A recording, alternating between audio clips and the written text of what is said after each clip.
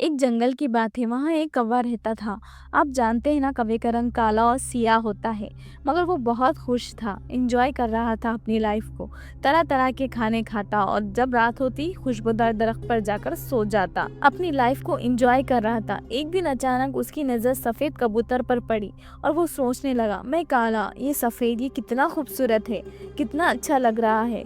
मुझसे ज़्यादा खुश तो ये होगा।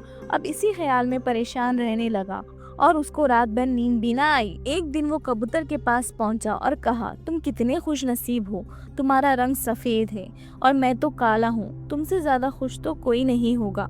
कबूतर ने कहा, पहले मैं भी यही समझता था, लेकिन जब मैंने तोते को देखा तो मैं हैरान हो गया। तोते के पास तो दो रंग है और मेरे पास तो एक ही रंग था।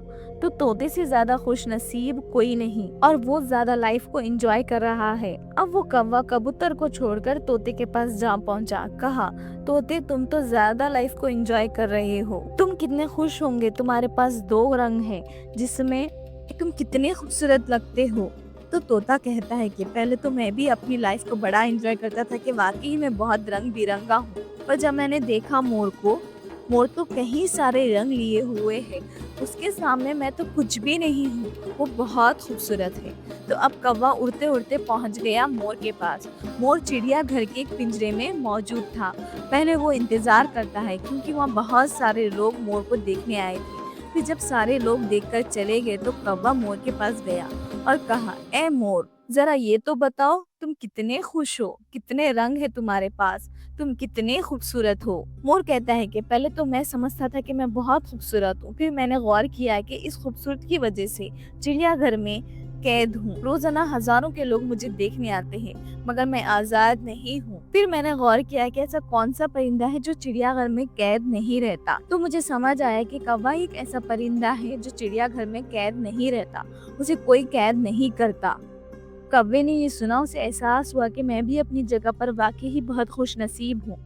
अब तो ये सिर्फ एक वाकया है, अगर इसको हम अपनी जिंदगी पर इम्प्लीमेंट करें, अपने बारे में सोचें, हमारे पास भी बहुत कुछ है, लेकिन जब हम हमसे ज्यादा वालों को देखते हैं तो हमें अपनी चीजें कमतर नजर आने लगती है। अपना घर छोटा लगने लगता है, अपनी गाड़ी छोटे लगने लगती है जब हम किसी के बड़े घर को देखते हैं, किसी की बड़ी गाड़ी को देखते हैं या किसी के लाइफस्टाइल को देखते हैं। जो है उसमें एंजॉय नहीं करते, बल्कि शिकवा करते हैं, नाशुक्री करते हैं।